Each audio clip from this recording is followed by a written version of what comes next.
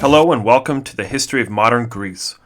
I'm your host, Daniel Roberts, and I'm here with my father, George, and our theme music is brought to you by Mark Youngerman. This is a podcast that covers the events from the fall of ancient Greece to the modern day. This is episode 18, Alexander the Great.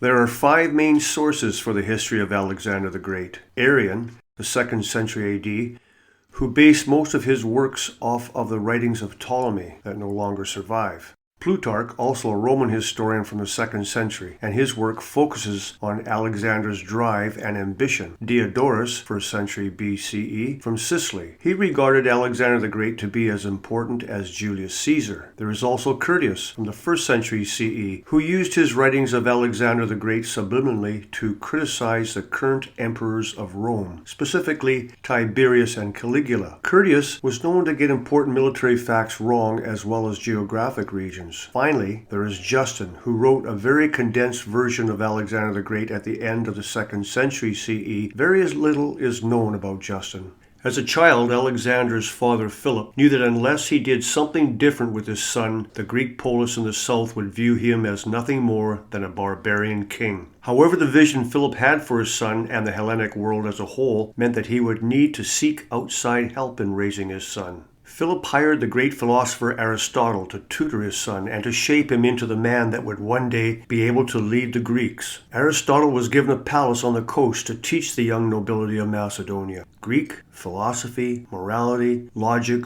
art, medicine, and even history. A lot of Alexander's close friends and later generals attended this class with Aristotle, including Ptolemy. However, Aristotle taught many private lessons to Alexander alone, for it was he who was destined to rule over the entire world, not his friends. Alexander used to complain to his teacher when all of his friends got to go outside, while he was forced to stay in the palace and study.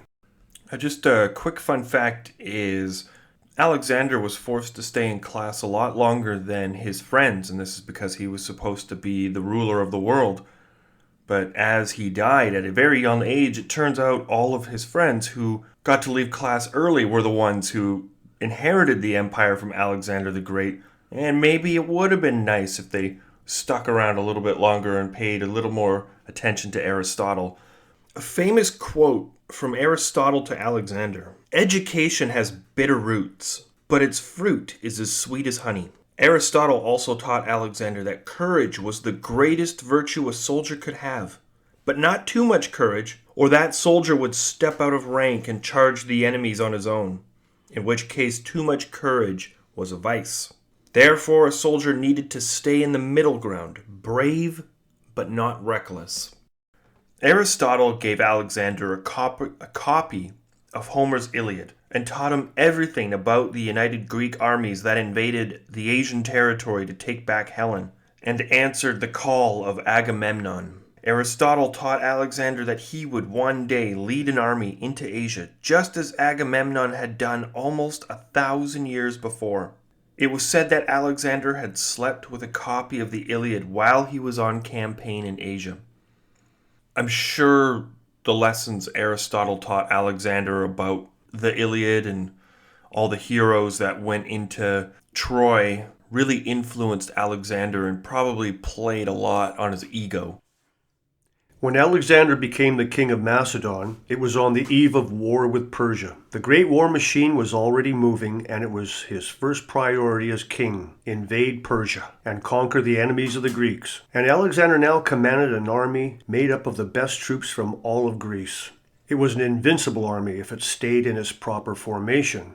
They were built around the Macedonian phalanx, equipped with 10,000 pikes over 18 feet long. Defending the phalanx from the rear was another army of standard cavalry, and peltasts made up the right and left flanks, and the cavalry was made up of the most skilled horsemen in the Hellenic League. With Alexander the Great commanding the most advanced and skilled army the world had ever seen, they were ready to conquer the Persian Empire. Timing couldn't have been any better for the Greek invasion. The empire had been experiencing political strife for several years. In 338 BC, the Persian king of kings Artaxerxes III was poisoned, and his youngest son Artaxerxes IV took the throne. However, he was murdered in 336 BC. the same year that Philip was murdered back in Greece. After that, a Persian noble seized the throne and took the name Darius III. His legitimacy was called into question by many of the nobles, and he immediately had to put down rebellions in Babylon and Egypt. Alexander's plan to defeat the Persians is more or less his father's plan. The hammer and anvil strategy defeated his enemies before, and he knew it would again. The rapid engagement from the Macedonian phalanx pins the enemy in one location, at which point Alexander unleashes his cavalry in a charge at their weakest point, breaking through the formation and scattering his enemy's army. In 335 BCE, Alexander was hit with several rebellions at once. There were people rebelling in Illyria and Thessaly as well as in Thebes. Alexander marched his army into each region, suppressing the rebellions and killing thousands in his wake. It is important to note right now that Alexander the Great is responsible for more Greek deaths than all of the Persian wars combined. And this was the beginning of it. He marched his army into Thebes and sacked the entire city, burning many of the rich and ancient structures to the ground, and killing most of the inhabitants while selling the survivors into slavery. In 334 BCE, Alexander marches his army to the Hellespont and crosses from Europe into Asia. His massive army is now inside of the northwestern portion of the province of Lydia. When comparing the size of this army to the Persian army that invaded Greece in 480 BC, it was smaller. But this was also organized into the most efficient army the world had ever seen. Almost as soon as they crossed the Hellespont, the local Persian governor was alerted and a response was mustered and marched out to stop Alexander. This army was made up mostly of Persian cavalry and about 10,000 Greek mercenaries in their center phalanx.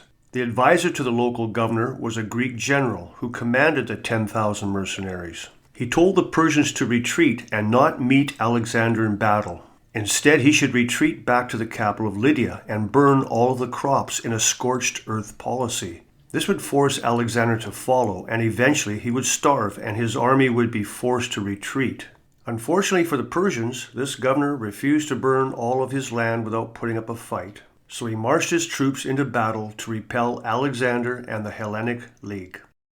The Battle of Granicus. When Alexander met the Persian army in northwestern Lydia, which is modern-day Turkey, and the site of ancient Troy, he found the Persian army lined up along the far side of a shallow river, over 60 feet wide. The Persians had all of their cavalry lined up at the front, and the 10,000 Greek hoplite mercenaries were at the rear of the army. Now, the Persians had trouble trusting the Greek mercenaries, and they didn't know if they could rely on them being placed at the front of the army. And this, of course, compromised the entire military force. And immediately, Alexander saw a way to open a gap in the military line. Alexander personally led a charge from the right flank, made up entirely of Macedonian companions, which were his elite cavalry. Now, this charge was a trap and was meant to focus the Persian cavalry on the right flank. Alexander gave a great speech to his men, telling them all to have courage, but also to remain in formation as they made a charge across the river and into Persian lines. Almost as soon as they started crossing the water, the Persians began hurling missiles at them, ranging from spears and javelins to arrows. A lot of Macedonians fell in the charge, but the cavalry made it across the water and slammed into the Persian ranks. With the companions distracting the Persian army in a head-on battle on the right flank, the Macedonian phalanx began to advance across the river and up the steep embankment. And once they were successfully across the river, they pinned the Persians between the 18-foot javelins and Alexander's cavalry. The result was catastrophic for the Persians, and those who could fled the battlefield on their horses. This is another example of the hammer and anvil. And if it wasn't for Alexander's distraction with the cavalry charge, they would have never been able to successfully get their phalanx up that steep embankment. With the Persians defeated so quickly, the only ones left standing on the battlefield were the 10,000 Greek mercenaries who never even saw the battle because it had been lost so fast. They immediately surrendered and asked to join the Greek army with Alexander. but he was not having any of it. In his eyes, they were traitors and the enemy. The 10,000 hoplites were surrounded by the Macedonian phalanx and stabbed to death. Every single Greek mercenary was killed without mercy. This battle did not go unnoticed, and Darius III was hell-bent on crushing Alexander. A Persian army larger than the one in the Battle of Granicus began to march across Asia to stop Alexander. Darius III was using all of his wealth of the empire to build this new army. Darius donned his white armor, got in his chariot, and marched off to meet Alexander III in battle. After taking the capital city of the Persian province of Lydia, Sardis, which is also the same Sardis they burnt to the ground, I believe, during the Ionian Revolution, Alexander marched his army to the two cities in the south, Miletus and Halicarnassus. These two maritime cities were the naval bases for the Persian Empire, and it was from here that Darius III's entire fleet that patrolled the Aegean Sea lay waiting. Knowing that it was vital for Alexander to destroy Darius's navy if he were to take complete control, he decided the best move was to attack the navy from the land instead of from the sea.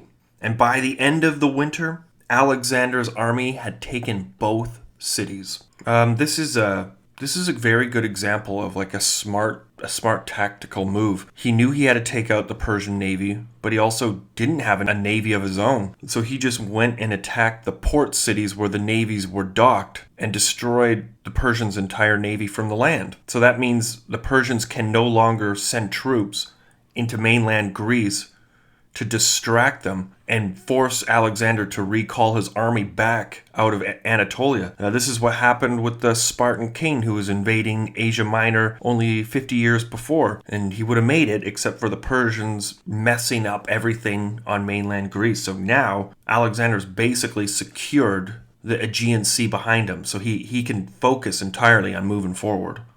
Alexander's army was free to march through Lydia, from city to city, carving up the Persian province and bringing it into the Hellenic fold. When he marched into the city of Gordium, he entered the city temple where the famous Gordian knot lay on display. This was a famous knot, so intricate that it is said to be the one who could untangle this knot would be destined to rule over all of Asia. Alexander is said to have pulled out his sword and cut the knot in half. Kind of cheating. In 333 BCE, Alexander led his men through Cilicia and into Syria. They were marching along the narrow flats between the large mountains and the sea, just coming around the corner of the Mediterranean where Anatolia meets Syria. The Greek army was in a very narrow strip of land between the mountains and the sea when the Persian army, led by Darius, came around from the north, trapping them in the narrow plain. Darius outnumbered the Greek army 2-1 and was ready to crush the Greeks once and for all. The Battle of Issus. The Persians line up in formation to face off against the Greek armies, basically forcing them to fight if they want to escape the narrow valley. The Macedonian army was formed up in its usual formation. The Persians had their center filled with Greek mercenaries in usual hoplite fashion, and the cavalry on the right flank, right next to the sea. In the back of the army, Darius was protected by 10,000 of his elite soldiers, the famous immortals. Darius had the overwhelming numbers to crush Alexander, but he didn't know how lethal the Macedonians really were. Alexander rode in front of his men and gave a speech to encourage his soldiers to fight with bravery. He was really good at giving speeches to boost his soldiers' morale. His strategy was the exact same as that in the Battle of Granicus. Advance with a cavalry charge as fast as possible to disarray his enemy and then crush them with his phalanx. This time, however, Alexander charged so fast it took the Persians completely by surprise. They never expected a charge this fast. Even the Macedonian phalanx was charging across the battlefield. The charge was a little too fast though, and the Macedonian phalanx started to become unorganized, and their formation had broken down. This was very dangerous as the pikes were more of a hindrance if the soldier wasn't in perfect formation. The Greek mercenaries fighting for the Persians took advantage of the disorganized Macedonians and started to chop through the phalanx. Slowly the Macedonians were driven back. Alexander was much further ahead on the battlefield, slaughtering the enemy from the top of his horse when he saw that his main army was in trouble and very quickly would be overrun by the Greek mercenaries. He turned his cavalry around and led a charge at the back of the hoplites, hitting them hard where they were most vulnerable. As the Greek mercenaries started to become unorganized, the Macedonian phalanx had time to reorganize. Once the 18-foot-long pikes were all back in formation, the killing blow could be delivered. The phalanx marched forward, pinning the enemy between the pikes and the cavalry. Darius was in the second row of the 10,000 immortals, watching the battle unfold right before him. That is when Alexander saw the King of Kings and led a personal charge of his companions straight at the immortals. Alexander had no fear and galloped ahead of his cavalry, intent on killing Darius with his own hands. Darius saw this bloodthirsty king charging at him and decided to flee instead. When the Persian infantry saw their King of Kings in his shiny white armor flee from the battlefield, it destroyed the troops' morale. Once word had spread throughout the army that Darius had fled, the Persian army broke up as each soldier tried to save his own life. When the battle was over, thousands of Persian bodies lay on the battlefield. There were so many dead that the Greeks used their bodies to fill a deep ravine so they could cross over it with their horses and carts. Captured alive at this battle were the children and wives of Darius. They were treated well by Alexander. After defeating the Persian army at the Battle of Issus, Alexander marched his army south along the eastern coast of the Mediterranean Sea and along the modern-day coast of Lebanon and Israel, where two very big naval bases for the Persian Empire lay. These were the ancient Phoenician cities of Tyre and Gaza. These Semitic Phoenicians were allies with Persia and could do a lot of damage to the Greeks at home, so it was necessary for Alexander to eliminate them from the equation. When Alexander's army made it to the city of Tyre, they laid down for a long siege. Now, the secret to Tyre's defense was that it was built on a small island just off the coast of Phoenicia. And this was trouble for Alexander because he did not have a navy or any boats with him. And while the island of Tyre was almost a kilometer from the mainland, it was protected by the fleet. So Alexander ordered his men to start carrying earth, rocks, and dirt from the land and to the sea, where man after man dumped these rocks into the water, building a causeway to the small island. Two large siege towers moved along with the causeway, protecting the workers and firing arrows at the people of Tyre. In 332 BCE, the causeway connected with the mainland, and the Macedonian army marched onto the island of Tyre. They sacked the city. It took a long time to build this causeway, and Alexander knew they were going to have a huge defense plan in place by the time they made a connection. So Alexander secured himself some ships and secretly planned an invasion by sea. It was clear that the army of Tyre was focused on the causeway, and they left a gap open in their defenses. Alexander sent his newly acquired ships and army right through this gap, landed on the island, and attacked the army from behind, and then advanced his phalanx across the causeway, trapping his enemy once again between the hammer and anvil. The inhabitants of Tyre were either cut down in their homes or dragged away and sold into slavery. After taking the city of Tyre, they marched south and burned the Phoenician city of Gaza to the ground. Alexander continued his march through Gaza and into the province of Egypt. In the capital city of Pelusium, the Persian governor surrendered the entire province and its treasury to Alexander the Great. So he's rich now. As Alexander marched south along the Nile River, he made it to the ancient Egyptian city of Memphis, where the Egyptians greeted him as a liberator from the centuries of Persian rule. They crowned him Pharaoh of Egypt. After the great honor of being crowned Pharaoh, he traveled north along the Nile until he reached the coast, where he founded a city and named it after himself, Alexandria. After founding his own city, he traveled deep into the desert where he visited the Egyptian oracle in Libya that named him the son of the king god Amu. In 331 BCE, after traveling back to the city of Tyre, Alexander got word that there were rebellions in the Greek mainland. The people of the polis had started to view him as a tyrant and wanted to break free from his rule. The current king of Sparta, and the only Greek polis not to be part of the Hellenic League, revolted against the Macedonians, and did so with the help and aid of the Persians. Alexander sent a letter to his general in Thrace to march down to the Peloponnese and destroy the Spartan uprising. This general did just that and marched hundreds of miles across the isthmus and into the Peloponnese, where he met the Spartan king in the field of battle. It was here that the Macedonian phalanx faced off against the legendary Spartan phalanx. And because of the weakened state of the Spartans and the superior Macedonian army formations, the Spartans were wiped out to the man, including their king. At this point, Alexander had secured his entire western frontier, guaranteeing the Persians would be unable to launch an attack against Greece. He began to march his army into the heartland of the Persian Empire through Syria and into Babylon. They were now marching away from the coast of the Mediterranean Sea. Word had made it to Alexander that Darius was gathering an army. All of his reserves were being called up, and they were in the city of Gaugamela, modern-day Mosul. The Battle of Gaugamela. Darius knew that this was his last chance to defeat Alexander, so he called upon 100% of his reserves, including 50 Indian war elephants. And when he met the Hellenes, his army was more than double the size of Alexander's. And Alexander lined his troops up against the Persians. He searched up and down for a possible gap to exploit. His cavalry was on the right flank, and so he started to run his companions out to the right, almost looking like he was trying to ride his cavalry around the Persian flank so he could attack them from the rear. Darius III saw this and ordered his men to ride out and prevent them from getting around him. So in the height of this battle, you have two groups of cavalry that are now racing towards the outer edge of the battlefield, trying to envelop the other. This, however, was Alexander's plan all along, as it weakened the center of the Persian army. When the Macedonian phalanx charged the Persian center, it was already stretched thin. Darius III then ordered his scythe chariots to charge the Macedonian center. Now, a scythe chariot was a chariot with blades fastened to the wheels, as we've seen in the previous episode. So it chopped up the Greeks as it ran past them.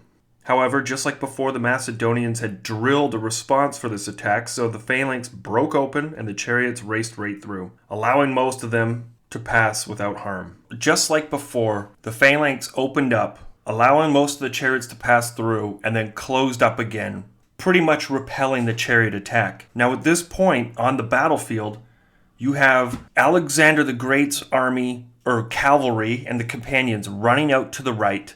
And on the far left, you have Alexander's second-in-command, Parmenion, who's also in a cavalry battle on the left. So Alexander's secret move is the two cavalries, and they're both occupied on the outer edges of the battle. Now, seeing this from the other side, Darius III thinks he has the advantage. So he orders a complete cavalry charge straight into the center of the Greek army, which was the Macedonian phalanx. And this appeared to be an advantage by Darius. He thought, this is an opening, I'm going to exploit it. But what he didn't realize was by sending all of his cavalry to charge the Macedonian center, which is, by the way, like the phalanx, they're 18 long pikes, they can repel the cavalry charge. Darius just opened up his army.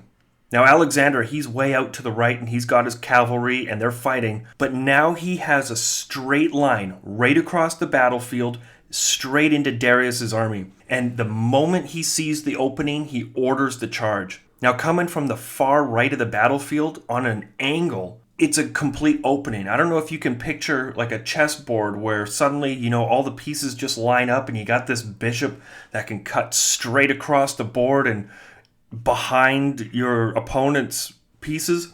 That's exactly what happened here.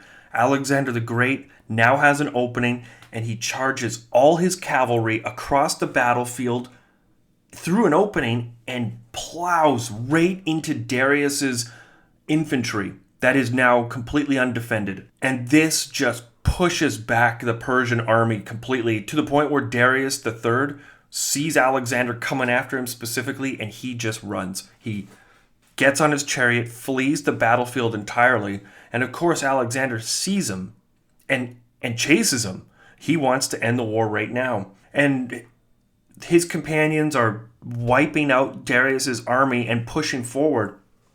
But while all this is happening, his main army is still in heavy battle against the Persians behind him. So he gives up the chase, turns around, rejoins his army, and comes down and circles the Persian cavalry that has his men bogged down. And then once the Persians saw that their king of kings had fled again, it wasn't long before Alexander the Great's army and all the Greeks destroyed the Persian army. The Battle of Gaugamela was an outstanding victory for the Greeks, and some sources say they only lost several hundred men. The Persians, on the other hand, were almost wiped out with thousands lost. With Darius III officially defeated, the empire was Alexander's for the taking. Now, I've seen reports that say the Persians lost almost 40,000 to 50,000 men, and the Greeks lost up to 7,000, but I mean, there's multiple sources, but it was an astounding defeat for the Persians.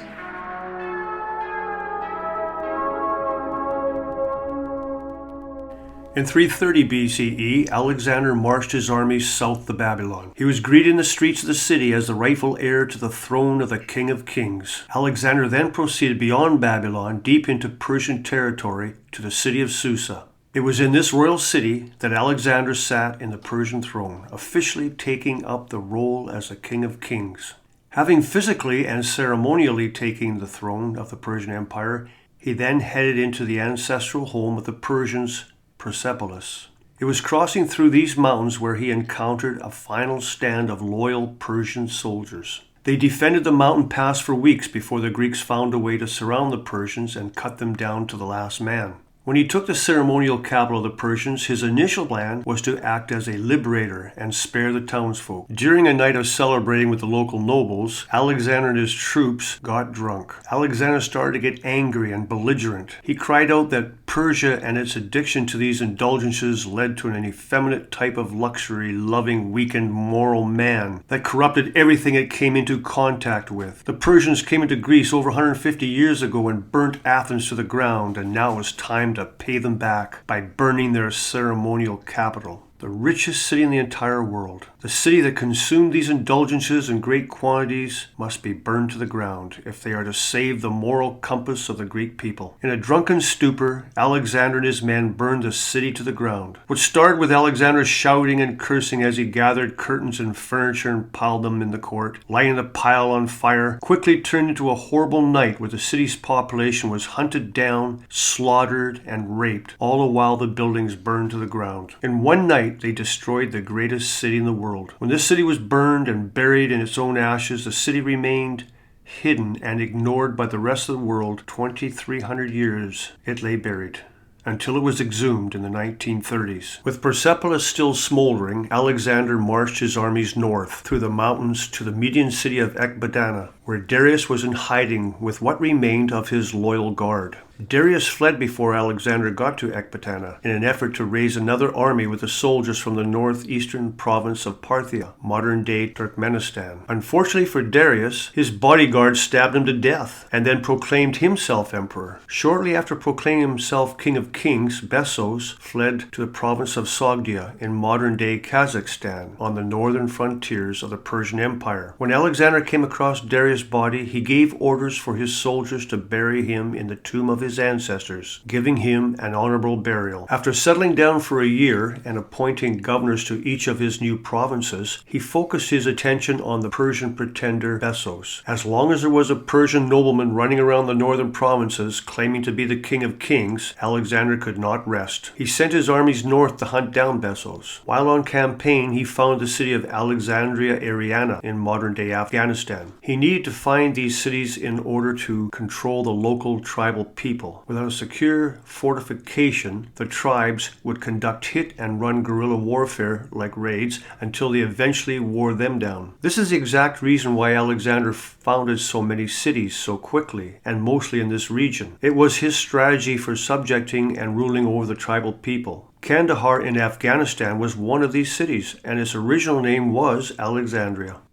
In 329 BCE, Alexander cornered the usurper Bessos in Kunduz, modern-day Nepal. He took the man alive and had him sent back to the capital for an execution. He then marched north into the most northern province in the Persian Empire, Sogdia, modern-day Tajikistan. Now this was the land that bordered the Great Eurasian Steppe and was one of the major points of entry for steppe tribes. Alexander founded the city of Alexandria Ishate and used it as the fortification in which to defend against steppe invasions.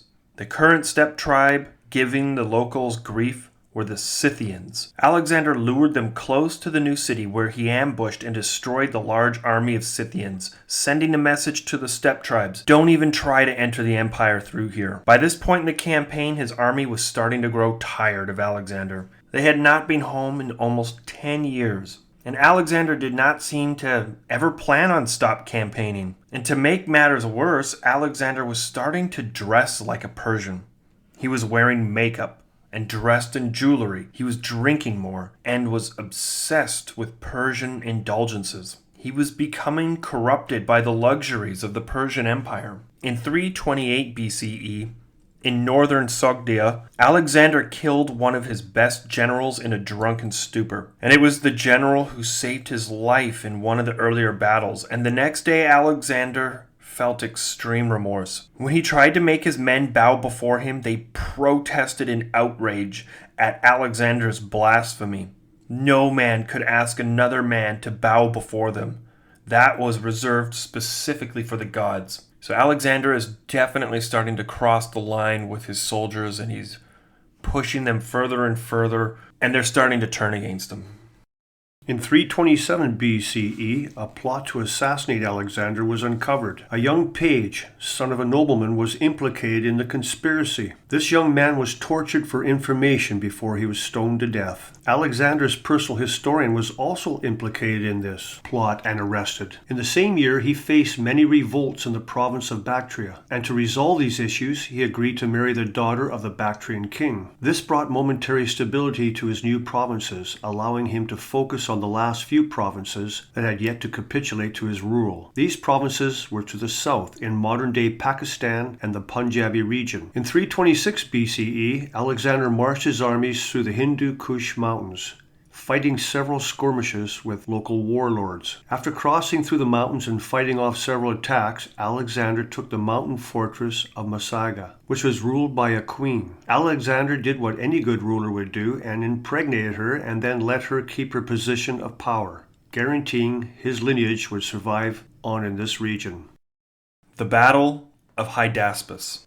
Having crossed into the Indus Valley, Alexander now stood upon the legendary river preached to him as a child by Aristotle. He was taught that at the edge of the Persian Empire lies a great river that leads to a great sea. And Alexander suspected that if he followed the river to the sea, he might be able to sail back to Greece. Alexander and his army stood on one side of the river in the warm rain of spring in India, and he watched his enemies guard the other side of the river, knowing very well that soon the monsoon rains would come and the river would become impossible to pass. He had to act fast. Alexander took his army 30 kilometers upriver during a particularly stormy night, and there he was able to get a small detachment across the river, but not before a scouting party witnessed them crossing and engaged them. Now this party was killed, but not before a messenger was sent back to warn the Indian king that the army had made it across the river. Alexander sent a chariot with archers across the battle formations to fire as many arrows at the elephants as possible in hopes of stirring them up, before the Macedonian phalanx marched into the line of war elephants. The elephants were devastating to his phalanx, but fortunately Alexander had the pikes lengthened before they engaged the elephants. It was very difficult to handle these pikes against the elephants, and the elephants killed a lot of Greeks in the center. But these extra long spears really did manage to keep the elephants from completely plowing through their lines, even though a few elephants did make it through. The Indian king saw that his left flank was failing against the Greek companions and sent his chariots behind the lines to reinforce his left flank. However, Alexander managed to swing his left flank around the entire Indian battle formation and completely encircled the enemy and attacked the Indian chariots from the front and the back, destroying them in battle. Now this maneuver also managed to spook many of the elephants in the center, and they started to retreat right over their own soldiers, wreaking havoc over the Indian battle lines. These war elephants were completely spooked, and as they ran away, they were just trampling people. Now the Indians that managed to break free and retreat behind their camp thought they were leaving the battlefield, but they were actually intercepted by the rest of the Greek army that used the battle as a distraction to cross the main river. After cutting down the fleeing Indian soldiers, the Greek cavalry charged right into the rear formation of the main Indian army. Now this was the single most costly battle for Alexander the Great. The Indian war elephants shredded most of the Greeks, preventing their phalanx from defending against the beasts. However, Alexander managed to barely pull out a victory, defeating the enemy and securing the Punjab region into his new empire. Alexander was so impressed at how the king of the Indian army fought bravely on the back of his elephant and refused to surrender until he was forcibly captured, that he appointed him to be the general of the Punjab province of Alexander's new empire. So he treated him a lot better than he treated his own people in the first battle that he captured. Now Alexander wanted to keep conquering, but as he approached the next river to cross into India, his army mutinied. They refused to go any further. Rumors spread throughout the army that giant armies waited for them inside of India. His men refused to continue marching any further. Angry at his soldiers' refusal to continue moving forward, he decided to follow the Indus River south, towards the great Indian Ocean. And while he traveled south along the river, he ran into another kingdom, and it is here that he was stabbed in the chest with a pike, nearly killing him on the battlefield. When they reached the mouth of the Indus River on the coast of the Indian Ocean, most of Alexander's troops boarded the ships and sailed along the coast back to Persia, while Alexander himself decided to lead the rest of his party straight across the southern deserts of Persia. And this trek was so harsh because of the lack of supplies and the dry deserts that a good portion of his army died of thirst while they were crossing the desert. Well, that's it for today. Join us next time on the history of modern Greece. See you next time. Stay safe and stay awesome.